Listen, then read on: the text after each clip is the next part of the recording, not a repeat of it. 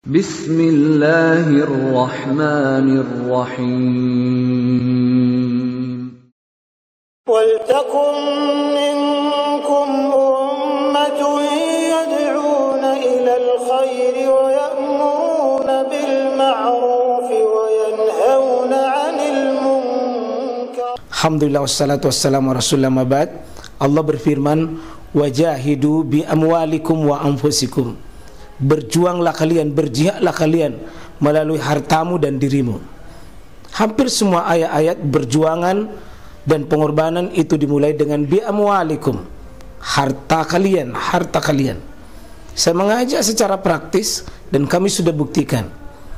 Rp1.000 itu bisa luar biasa dahsyat.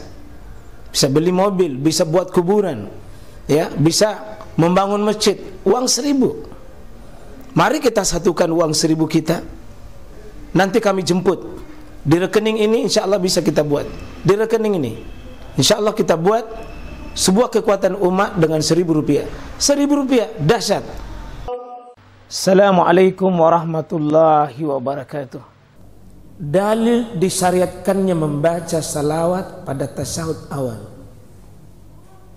Di sini semua tadi tidak ada kata Allahumma sholli ala Muhammad wa ali Muhammad. Pada umumnya saya sering temui, saya sering jumpai, kita pada umumnya kalau sholat itu Pak, tasyahud awal itu cepat sekali. Dan saya mengambil kesimpulan orang ini tidak baca salawat. Memang ketika Nabi ajarkan tasyahud itu, memang tidak ada, dia sampai semuanya asyhadu anna Muhammadan abduhu wa rasuluh, atau asyhadu anna Muhammadar Rasulullah. Tapi kalau kita lihat Pak, beberapa dalil yang menunjukkan bahwa Nabi SAW itu selain mengajarkan salam, diajarkan juga salawat. Ini wa kana sallallahu alaihi wasallam yusalli ala nafsihi fi tasyahhudil awal wa ghairi. Beliau Rasulullah SAW mengucapkan salawat untuk diri beliau sendiri dalam tasyahud awal dan selainnya. Jadi beliau baca salawat. Dalam riwayat Abu Awana juga riwayat An-Nasai. Meskipun kalau bapak nanti kita buka, ya memang banyak diantara ulama-ulama juga mengatakan memang lebih ditekankan itu tasyahud tasyahud akhir itu baca salawat. Kedudukannya ada mengatakan rukun kalau di tasyahud. Kalau di kitabnya, syarah kitabnya ini Imam Abdul Ghani Al-Maqdisi, itu rukun kalau salawat. Tapi tasyahud awal itu dia dikategorikan dia wajib. Sebagian mengatakan sunnah. Saya boleh kuatkan Pak, jangan kita remehkan. Saya temukan ada 6 di sini, dan ini Imam Albani, Syekh Albani sebagai pakar hadis di abad ini, beliau mengatakan begini: wa sanna dzalika li ummati haitsu amarahum bis-salah alaihi ba'da salam alaihi. Ternyata sesudah kita membaca assalamu alayka ayuhan nabi, maka ternyata tidak lengkap salam itu Pak kalau tidak ada salawat. Sering kita mengatakan mari kita baca salam dan salawat. Salam dan salawat, maka itu adalah bagian yang tidak terpisahkan. Salam dan salawat. Maka Imam Syalbani itu mengatakan wasanna dzalika li ummati haitsu amarahum bis-salah alaihi ba'da salam. Kalau kita sudah salah tasyahud sama Nabi, ada assalamu alayka ayuhan nabi, minimal Pak. Kalau imamnya terburu-buru, imamnya cepat, minimal begini: Allahumma sholli ala Muhammad wa ala ali Muhammad. Itu minimal. Tapi kalau saya imam dan orang yang sepaham dengan mungkin ilmu yang kami dapatkan, saya habiskan sampai habis. Maka saya memahami Pak, tasyahud awal itu dengan tasyahud akhir sama dalam sisi bacaan. Sama dalam sisi bacaan. Ya, sama dalam sisi bacaan. Ada 6 di sini kita bisa dapatkan, ya ini masih seperti hadis Abdullah ibnu Mas'ud, ya, Abi Mas'ud Uqbah bin Amr dan seterusnya di sini. Maka di sini mengatakan, coba lihat, Wa nahnu indahu faqala ya Rasulullah amma salam, ya Rasulullah kalau mengucapkan salam kan assalamu alaika ayyuhan nabi, itu faqad arafna, kami sudah tahu, tapi fa kaifa nusalli alaika idza nahnu sallaina fi salatina. Maka sahabat ini mengatakan, bagaimana tuh saya bersalawat kepadamu? Seolah-olah itu pahamnya sahabat, salam dan salawat itu satu rangkaian. Maka sahabat bertanya itu, lalu Nabi ajarkan, nanti ada model salawat dan kitab yang akan kita bahas nanti berikutnya ini masih juga sama, artinya membahas tentang salawat kepada Nabi sallallahu alaihi wasallam dan seterusnya.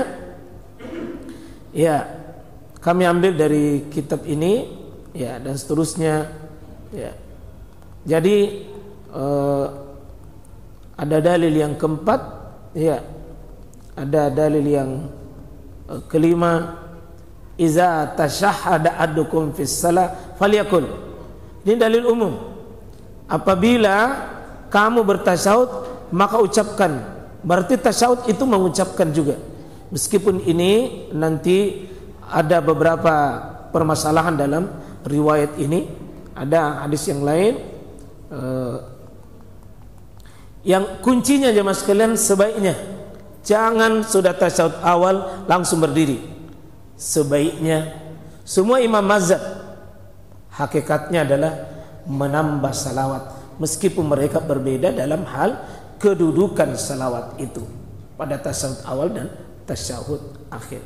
Kedudukan hukumnya, Nabi itu ingin mengajarkan yang simpel,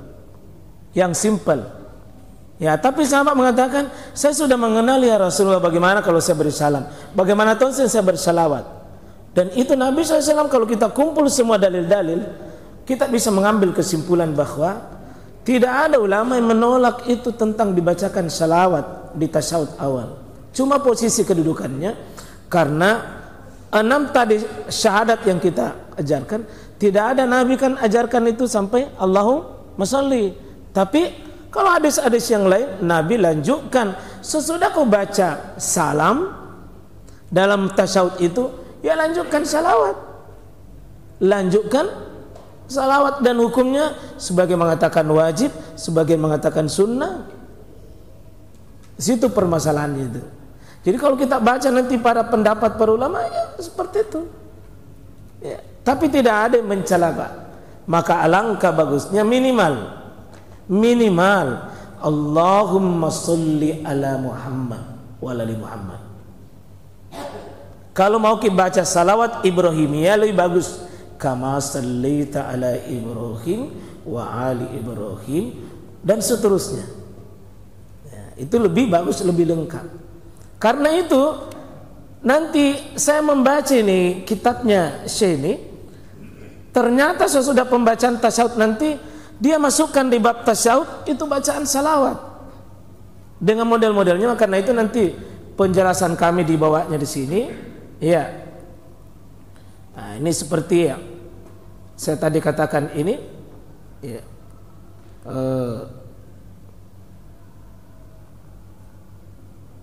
Baca salawat sesudah pembacaan tasyahud, salawat. Karena hakikatnya satu yang sulit dilepaskan, Pak. Bagaimana kita bersalam sama Nabi lalu tidak bersalawat? Nah, hakikat daripada tasyahud itu adalah salam sama Nabi. Assalamualaikum ayuhan Nabi. Terus salawatnya. Nah, maka Nabi SAW ajarkan itu salawat nanti ada 7 model. 7 model. Nah, nanti di hadis berikutnya yang akan kita bahas nanti di berikutnya itu insyaallah ta'ala. Seperti itu, Pak, ya. Jadi hilaf di kalangan para ulama bagaimana kedudukannya, tapi tidak ada mencelah. Sampai Syekh Nasruddin Albani yang mengatakan sunnah bagi kita. Sunnah bagi kita. Malah ada sebagian mewajibkan. Ya, seperti itu, Pak. Ya, barakallah. Subhanakallahumma bihamdik asyhadu an la ilaha illa anta astaghfiruka wa atubu ilaik. Assalamualaikum warahmatullahi wabarakatuh.